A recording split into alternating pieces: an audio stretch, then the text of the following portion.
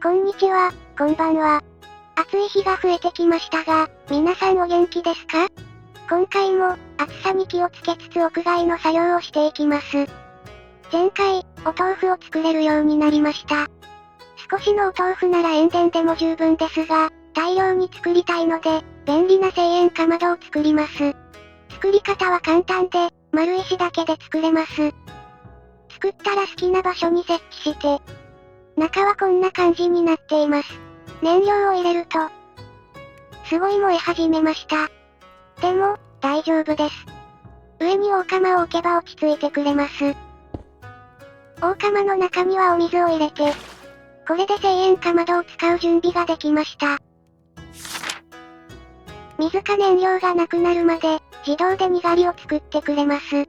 ガラス瓶を設置しておくと、自動でにがりが入るので、大量生産したい時は、あった方が便利ですね。とはいえ、お豆腐作りの方法は変わらないので、そこまで大幅な効率化にはなりません。美味しいものを作るのは、手間暇がかかるものですね。こんな感じで、たくさんお豆腐を作って出来上がったのが、こちらのお家です。壁は全部石豆腐で作りました。古民家や、農村にあるお家のイメージです。屋根はお米を収穫した時に取れる藁で作っています。簡単な作りですが、それっぽい雰囲気にできたかな、と思っています。小物はもっと増やしたいですね。中も作ったので、見ていってください。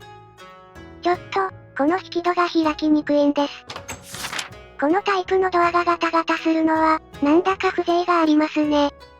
玄関を入ってすぐのところは、広い土間になっています。お料理で色々な道具や設備を使うので、だいぶゆとりのある広さにしてみました。ここでは乾物を作っていますが、ずっと乾きません。天日干ししないとダメかも。その隣は石臼や水場、かまどが並んでいます。あとは収納と作業スペースです。これはタケノコ。倉庫は別に作る予定なので、ここは食材とよく使うものが入っているだけです。ここではお味噌を作っています。上についているのは、のれんです。作業場と居住空間をふんわりと分けてみました。土間を上がると、すぐに囲炉裏があります。ここで食べるご飯が楽しみです。囲炉裏の奥はがらんとした畳のお部屋です。もみじ丸たちもここで一緒に寝ます。お布団と畳は、やっぱりいいですね。畳の上に転がってお昼寝も魅力的です。和室の外には、縁側があります。和風のお家といえば、やっぱり縁側のイメージですね。晴れた日に日向ぼっこもいいし、雨を見ながらゆったり過ごすのも最高です。この縁側は東向きで、朝日が差し込みます。今回はお家の向きにもこだわってみました。さっきから可愛い音がしているのは、風鈴です。スイカが手に入ったら、涼みながら食べたいです。縁側の先は、今後広げる予定の廊下になっています。露天風呂か、離れにつながる外廊下にしようかな。以上でお家の紹介は終わりです。少しずつ拡張や飾り付けをしていく予定なので、手を加えたらまた紹介しますね。朝日が差し込む縁側からおはようございます。このままのんびりしたいところですが、今日は野菜を植えます。録画外で少しうろうろしていたら、砂漠方面に村を見つけました。そこの村人が、珍しい食材を取り扱っていたので、野菜と交換してもらう魂胆です。植えるのは、玉ねぎやナス、トマトなどなど。夏は野菜もよく育つし、いい季節ですね。それでは、畑を作って植えていきましょう。まずは水路を作って、お水をダバー。その後耕して、玉ねぎを植えて、トマトを植えて、おナスも植えて、大根も植えて、キャベツも植えて、菜種も植えて、小豆も植えて、完了です。野菜ごとに葉っぱが違って、すごく可愛いですね。育つのを待つ間に、動物を探しに行きます。と、思ったのですが、これの存在を思い出しました。前回作った石豆腐を、さらに水切りしてできた鋼豆腐です。作るのに時間はかかりますが、実用的な武器や防具が作れます。後で武器を作ってみますね。動物集めは、とても順調でした。家が見える範囲に、鶏ちゃんと、牛さんを見つけることができました。今回はお肉料理も作りたいので、豚ちゃんも近いうちに探しに行きます。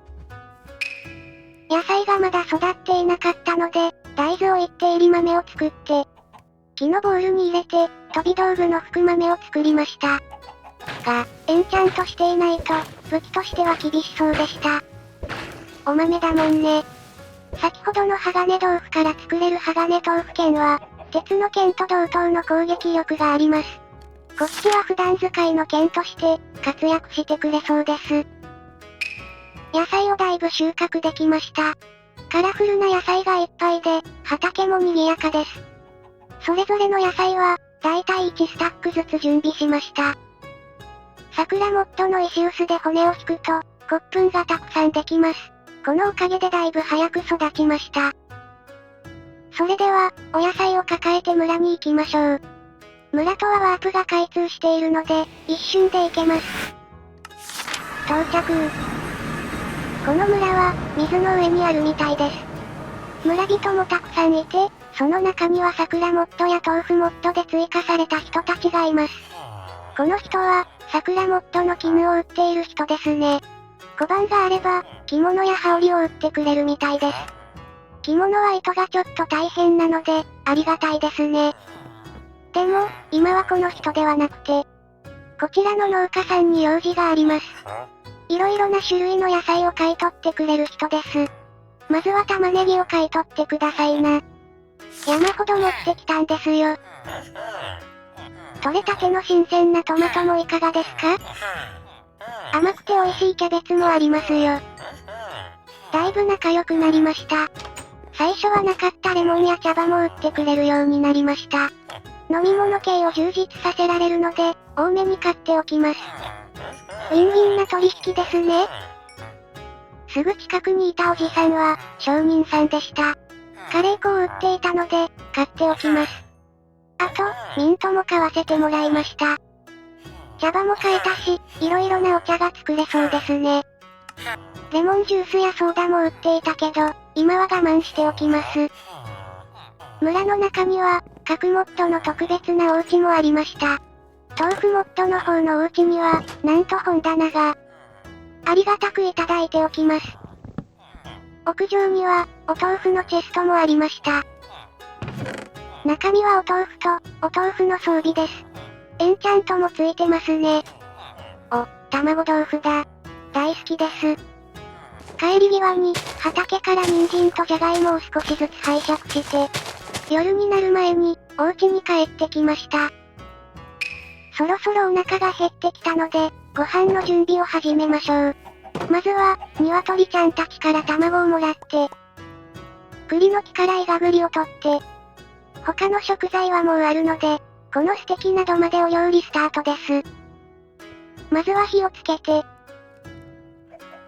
お鍋に自家製のお味噌とお塩を入れて、大根を柔らかくなるまで煮込んだら、味噌ボールができました。大根、どこ行った？風呂吹き大根ができるはずだったのですが、手順を間違えたかな。もう一回作ります。改めて、お味噌とお塩と大根で、味噌ボールができました。なんで？お鍋のレシピから直接作ればさすがに。はい、味噌ボールです。しつこく何度か作ったけど、味噌ボールが量産されるだけでした。仕方ないので、ちょっと予定を変更して小麦を石臼でひいておきます。その間に大根を片付けて、代わりに、小豆とお砂糖をコトコト煮込んで、あんこを作りました。もう食べたい。よだれを拭きつつ、石臼でできていた小麦粉を集めて、たっぷりのあんこを、小麦粉と卵とお砂糖で作った生地で挟んで、ローラー焼き。もちもちの生地と、あんこの甘さが最高です。次はお鍋に戻ってきて、お米と牛肉、そして最後に卵の黄身を乗せれば、ボリューム満点の月見牛丼の完成です。おネギや紅生姜をたっぷり乗せてもいいですね。さらに、かまどでお茄子をじっくり焼いて、そのお隣で、イガグリをそのまま焼いておきます。焼いたお茄子はトロトロの焼き茄子に、イガグリはイガが取れました。そのままもう一度かまどで焼けば、ホクホクの焼き栗の完成です。もうちょっと作るぞ。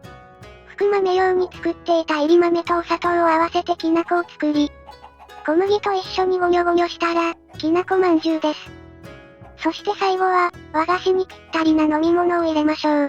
最初にコップを作って、お鍋に茶葉を入れてじっと待てば、緑茶が入りました。さあさあ、ご飯にしましょう。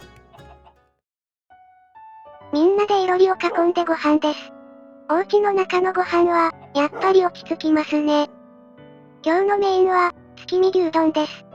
焼き茄子と、丸ごとのトマトもあります。あとは、デザートにどら焼きときなこまんじゅうも用意しました。焼き栗もデザートに入るのかな？栗はワンコも食べられるので、後でみんなで食べます。そして、和菓子のお供に緑茶も準備しました。目立たないですが、手に持っています。では、まずはお茶をいただいて。今なんか、変な声が出たような。あ、体からもポカポカしてる何かが出ていますね。緑茶を飲むとホッとします。